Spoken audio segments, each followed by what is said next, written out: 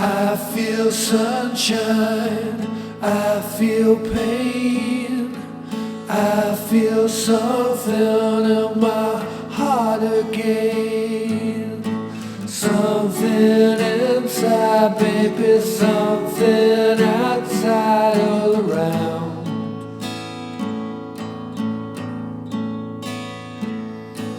Oh, I feel. Oh, I feel. Oh, I feel. Time to sit right now the song. Hello, and welcome to Bury St Edmund's Buddhist Centre. My name is Dridhakarin, and this week we're beginning a new series for our Wednesday night classes, and the theme is why I am an ordained Buddhist. So this week myself and then Bhayavajra and Yanaruchi will all be holding forth on why we are an ordained Buddhist. And for me, I'm just very fortunate that I've just been able to go on solitary for a week, and I've been reading a bit of Subhuti's Mind in Harmony that I've not really read before. I'm enjoying it very much, and I'm really struck by his description of emotional engagement, the importance of emotional engagement. If we're going to do anything and do it well, it helps if we're motivated, if we're drawn towards it, we see the positive in it. And that all adds up to an emotional engagement. We need to be open to its positive aspects and motivated. And in Buddhism, emotional engagement has the Sanskrit word chanda, and it's about engaging our desires, to desire to do something. Not just think that it's a good idea, but to really, really be drawn to something. So part of the story about why I am an ordained Buddhist is about me sort of discovering or cultivating my emotional engagement with the Buddhist path. And I'm going to sort of see that in two ways really. First is sort of like why I am a Buddhist, and then sort of why I am an ordained Buddhist. So this is my journey, my story. So sit back and relax as I tell my story. And I think it's going to be, there'll be a few photos as we go along. Saddhaketu will be working his magic and weaving in a few images into this story. So I shall begin. So I grew up in Cleethorpes on the estuary of the River Humber, and I had a happy childhood. I have many happy memories, digging holes in the beach and making sandcastles and climbing trees. And then as a teenager, I discovered I was quite good at computing. I guess I was emotionally engaged with the home computing revolution of the time, tinkering with little computers. And I really enjoyed making computer programs, making games or little things to solve problems or create graphics. I enjoyed the sort of creativity of computing, and also the sense that I could be good at something. And that led me to what I consider a very positive turning point in my life, in that when I was 16 and I'd completed my O-levels, I wanted to do computing at A-level, and to do that I had to go to Grimsby College. I couldn't do that at the school I was at. So that led me out into the wider world of sort of mixing with more adults. And at Grimsby College I studied economics, politics and computing. And I could really feel my mind changing and my emotional engagement moving towards other things. I found myself more engaged with the world of philosophy, and I had a very good economics teacher and a very good politics teacher who brought to life this whole world of concepts and ideas and philosophies and different ways of looking at things. It really opened up my mind.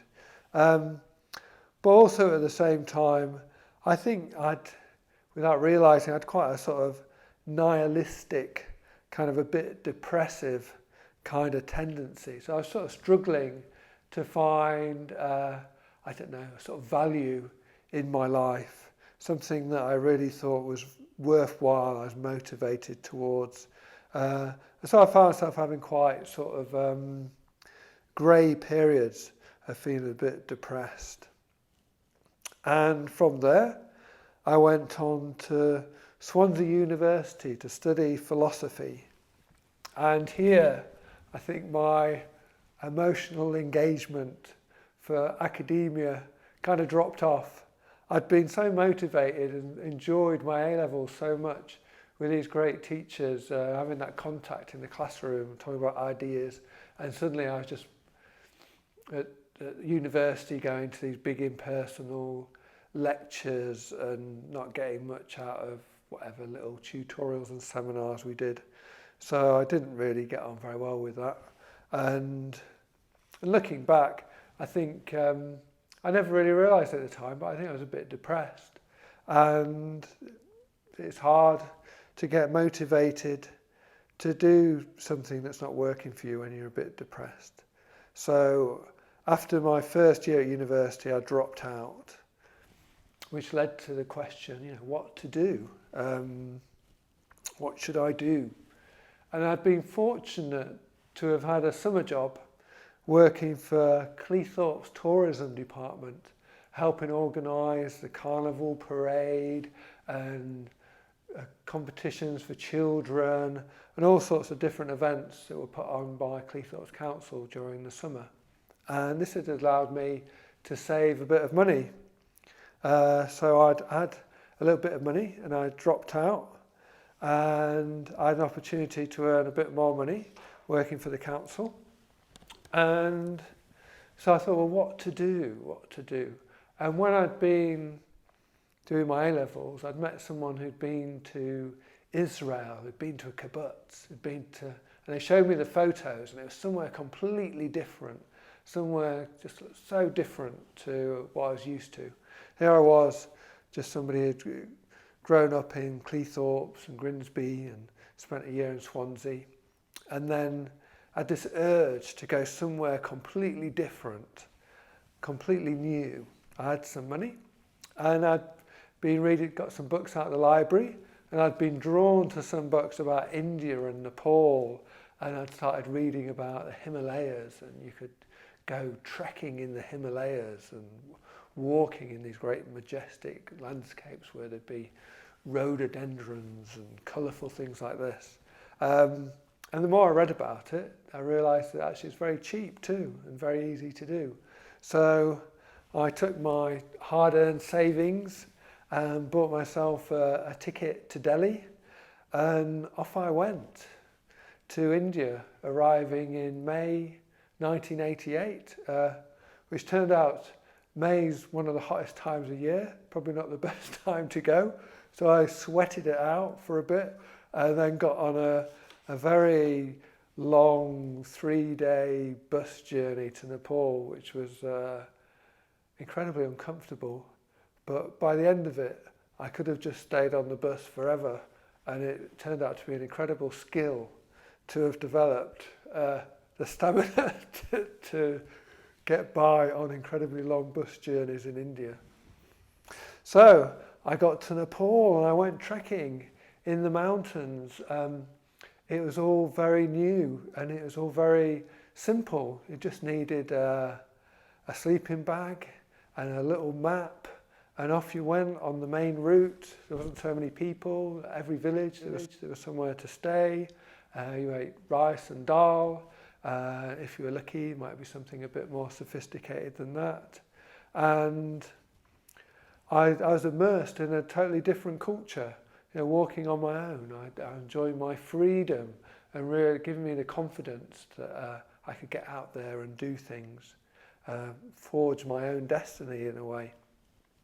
And seeing these huge mountains. One of the things that had motivated me to go to Nepal was to see a big ice peak. I'd never seen an ice peak in my life. I thought how wonderful it would be to see a snowy peak. And there I was in the foothills in the Himalayas looking up at some of the highest mountains in the world, up at the Annapurna range with great big lofty peaks. And I went trekking for, I don't know, it felt like a long time. Maybe it was 3 weeks or 5 weeks. Very fortunate to have that opportunity. And I experienced a great sort of simplicity of life, that really all you did need was your food, clothing and shelter. And you could just walk from place to place, and those simple needs were met every day. And I encountered a lot of Buddhist culture there.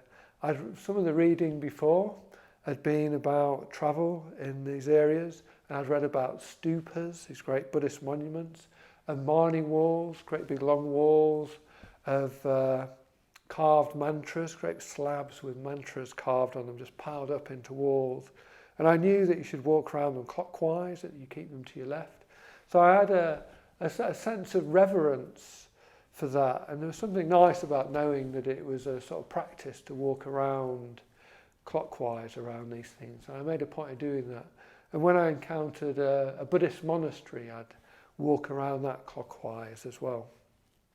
I didn't really meet any Buddhist monks, but I did meet wild, dreadlocked Hindu holy men, devotees of Shiva, whose spiritual practice was to wander the Himalayas from temple to temple. And they had next to no belongings, and their life just seemed to be as a sort of wanderer. And that appealed to me. There seemed to be something about that freedom, and I was drawn to the mountains. There seemed to be something spiritual about mountains, about the way you left behind roads and you left behind a lot of modern life and went to the mountains. So there I was, having encounters with Buddhist monuments and Hindu holy men. And like all good things, it came to an end, and I returned back to Cleethorpes, a bit thinner than I was before, but other than that, there's something had quite changed in me. Something was quite changed, and I went for a walk on the beach. Taking our dog out for a walk on the beach, and I started to notice that there was flowers growing in the beach on the sand. I'd never noticed that before. And I noticed that the reeds looked quite beautiful, and that the landscape was quite appealing and enjoyable, and I could get pleasure from just sort of relaxing and just sort of tuning out a bit and just sort of enjoying my surroundings. And I realised that somehow my eyes had been opened to beauty, something about going to somewhere completely different and the vastness of the Himalayas. It had opened up my eyes to beauty and given me the opportunity to appreciate things that I never had before. Wonderful gifts. And I'd also come away with an awareness there was such a thing as a sort of spiritual life. There was something more than just a career, more than just a sort of mundane aspects of life that I really didn't feel particularly emotionally engaged or drawn towards at the time.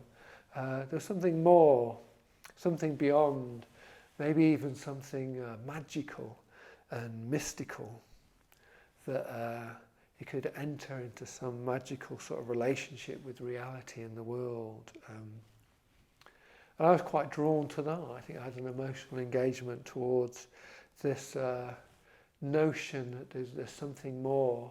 I really didn't know, how to act that out or what it might be.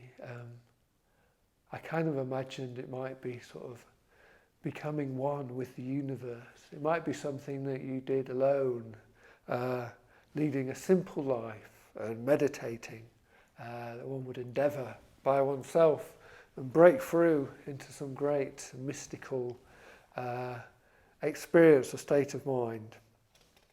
So by this point I was 20, and really my religion was travel and playing guitar and doing lots of different jobs, which I enjoyed. Yeah, I was quite a positive person in many ways. I quite enjoyed all my little different jobs. I'd been an ice cream man, worked in offices, I worked in factories, I worked on farms. Every job was an education, an opportunity to learn more about the world, and an opportunity to enjoy my surroundings and save some money and go travelling. And while I was working, I built myself like a little recording studio, a little portable recording studio. I could be writing songs, making music, enjoying that rather than going out and spending all my money on down the pub or something.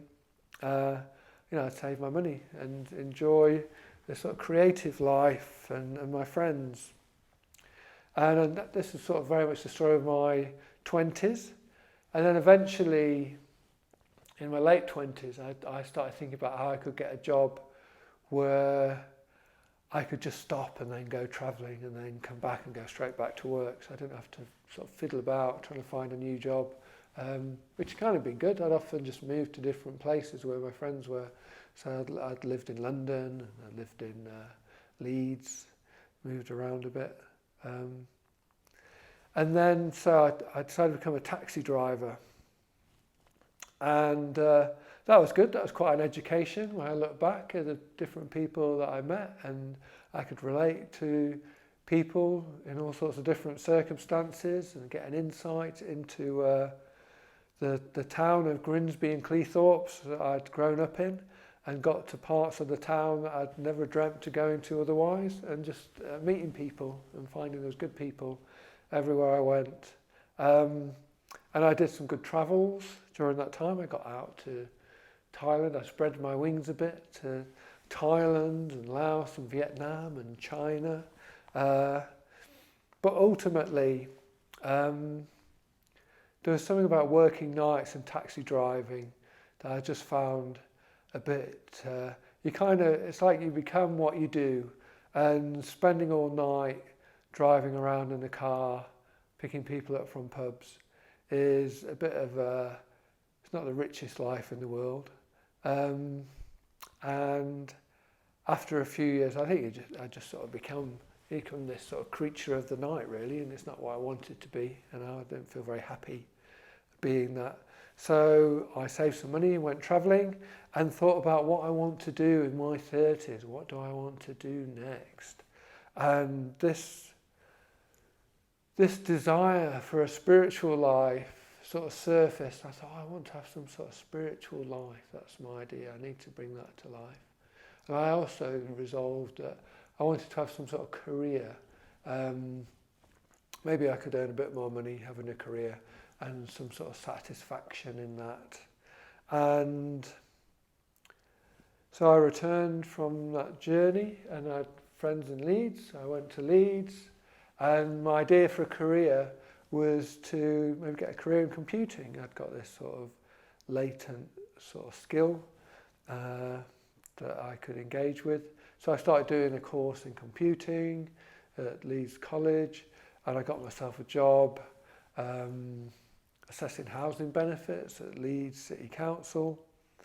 I did that for about a year, and then I sort of hit a bit of a crisis in that Leeds City Council housing benefits had this awful document scanning system.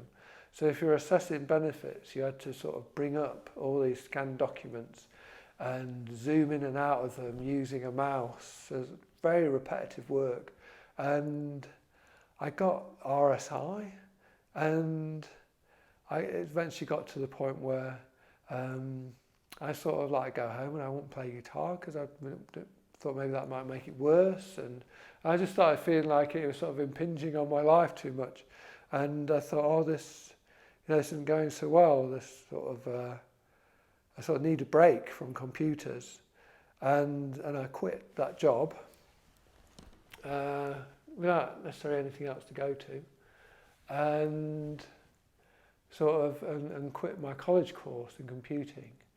And I sort of had to fall back on this other resolve I had, a resolve to have some sort of spiritual life, a spiritual life. And I thought, well, how should I start that? And I thought, well, I need to learn to meditate. I need to learn to meditate. And I had been, while I was working at Housing Benefits, I had been going to these lunchtime meditation sessions at a local church that was run by a Buddhist group. I had been to one of their events, but it seemed to involve a lot of chanting Tibetan. And it seemed like if you wanted to learn Tibetan, that would be the right place to be. But I wanted sort of a bit more than that. And I ended up seeing an advert for a meditation course at the Leeds Buddhist Centre. And I went along to that. And so this begins to explain why I became a Buddhist. I went to learn to meditate. And I found, I was immediately more and more drawn towards this. I was very motivated. It's almost like my sort of, it's what I wanted to do with my life. It's like I'd had this inkling ever since, I was 20, that I wanted to have a spiritual life, and now was the time to do it. And now I seem to have pulled my finger out and found the motivation to do something about it. And so I wanted to keep meditating. I was emotionally engaged, and I could feel it making a big positive change on my mind. I got introduced to my mind and what a distracted, thought-filled place that was. And I got to sort of know sort of my emotional world too, and what that was like. And I'd been very fortunate that a friend had helped me get a job with the Department of Work and Pensions where they worked. And that, hand in hand with my newfold involvement with the Leeds Buddhist Centre and my new job, I found myself growing and developing quite a lot. And after about a year in this job, which was kind of processing overpayments, there was opportunities to do different things, like volunteer for different jobs and give presentations. And I'd always had the view that I couldn't give presentations. And I'd been going on training events, and this trainer would sit at the front and talk to people and be quite relaxed. And I thought, well, I could never do that. I'm far too self-conscious and not confident enough. But somehow in meditation I came up across this whole, the phrase from this famous book, it's not necessarily Buddhist, to feel the fear and do it anyway. I think it's Susan Jeffers. Feel the fear and do it anyway. I didn't necessarily read the book. I might have read part of it, but the phrase is just fantastic. And I thought, God, what's to be afraid of? I'll go and give presentations, and yes, I'll be anxious and nervous and my heart will be going 10 to the dozen, but so what? I'll do it anyway and see what happens. And at the same time, I started performing as a musician, and the heart would be going just before you're about to go on stage, but somewhere about preparation, having rehearsed, I could get up there, I could do it, I could perform, and that sort of gave me a lot of confidence and a sense of growth and getting to know myself and making friends in the Sangha, like-minded people that walk in this path too. And I just remember having a lot of admiration for meeting people at the group and saying, we've been meditating for 2 years. I think, wow, they've been meditating for 2 years, that's amazing. And it truly was, so just people that had been coming along a bit longer than me, I found really inspiring.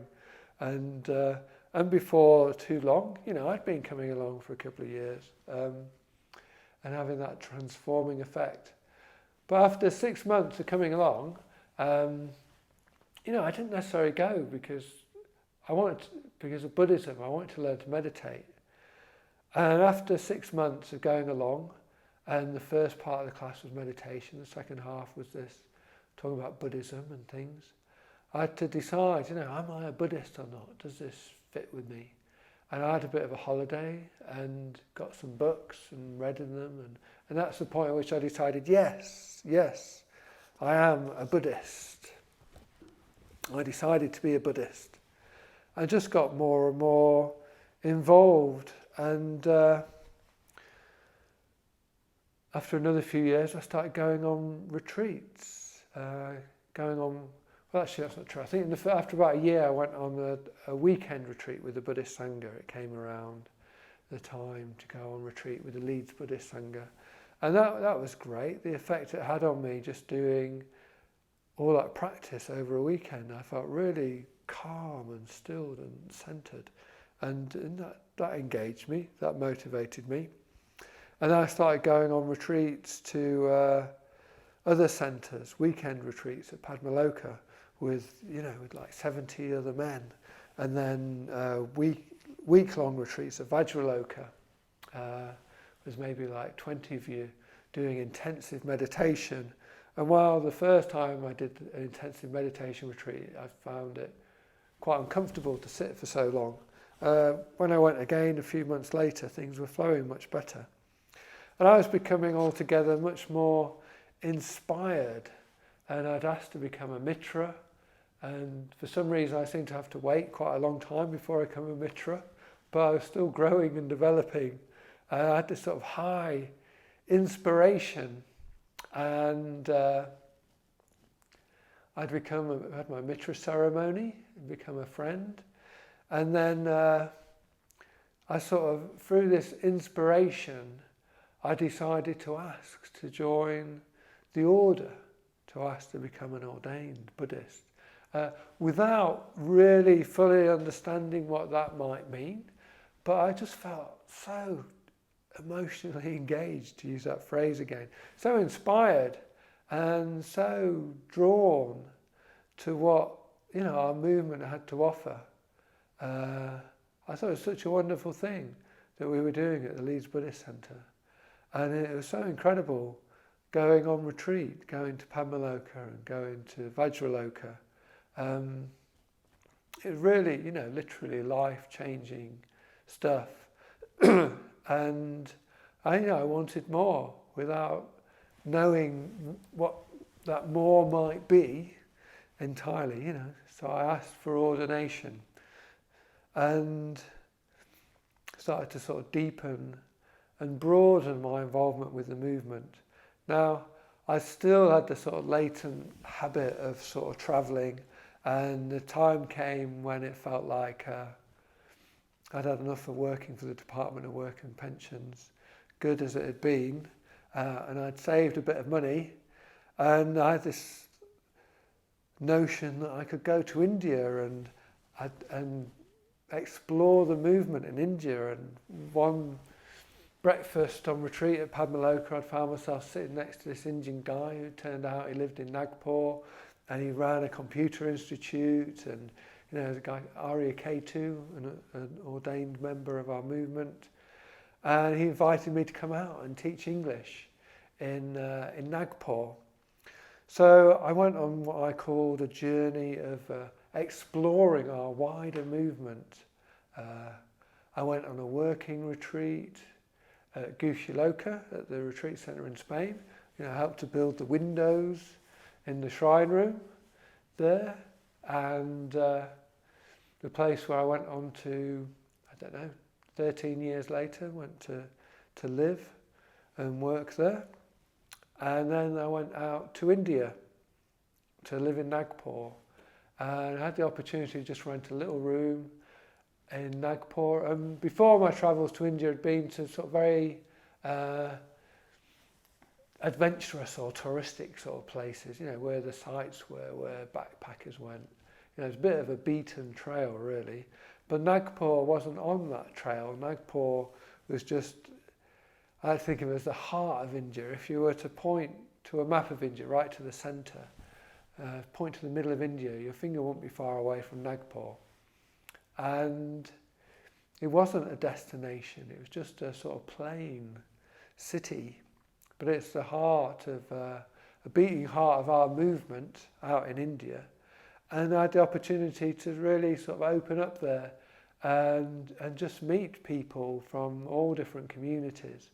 Let down my guard. Part of travelling in India is to you end up putting your guard up a bit, because you meet some tricky people who would like to maybe mislead you or trick you in various ways. A general aim being to you give them a load of money. So, there's always a bit of a guard. You learn to put up your guard. There's people trying to call you over all the time.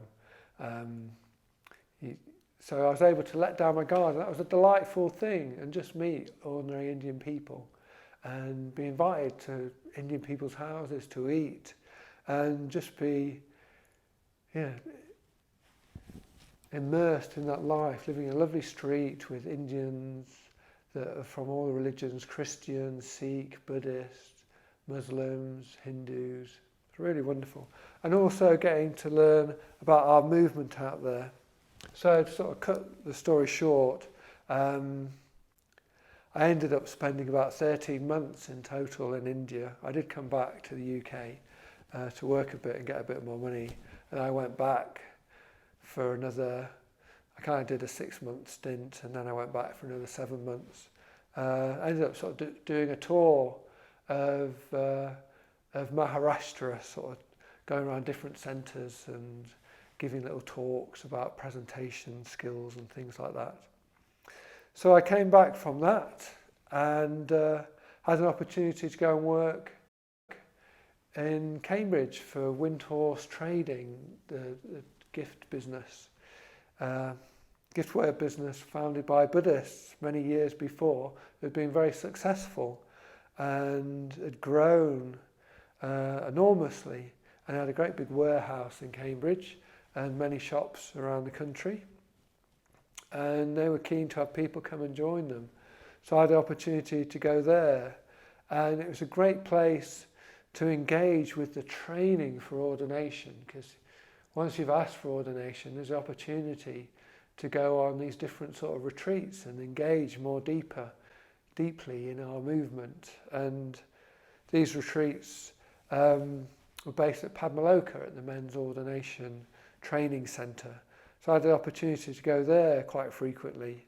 And even though I wasn't earning much money, you had allowances and time off, and I was able to go on maybe 5 weeks of retreat a year, and also go on many weekends of retreat, which is an incredible thing to be able to do, and an amazing way to sort of train for ordination and to go deeper and deeper. And eventually, for me, it was a process of just opening up, and eventually it's decided that you're ready for ordination. I got invited to go on the ordination retreat of the summer of 2009. Went out to Gushiloka for a 4-month retreat, which was a really amazing experience, and to be in such good conditions and to practice, with your friends together, people you've got to know over the previous years in the ordination training process, and then be on retreat and do so much practice. Just an incredible thing, and had a real big effect. And then one magical night, I was ordained as Dridhakarin, given the name Dridhakarin, and then we have the public ordination where I'm given my kesa and the name's made public. So I think that's enough of my story about why I am an ordained Buddhist. How did I come to be emotionally engaged with this whole notion of Buddhism? And then how did I find our movement, the Triratna Buddhist community? And then how did I become an ordained Buddhist? So thank you. Thank you if you've made it to the end. Thank you for joining us. Thank you for joining me. And we'll see you again next week. Goodbye.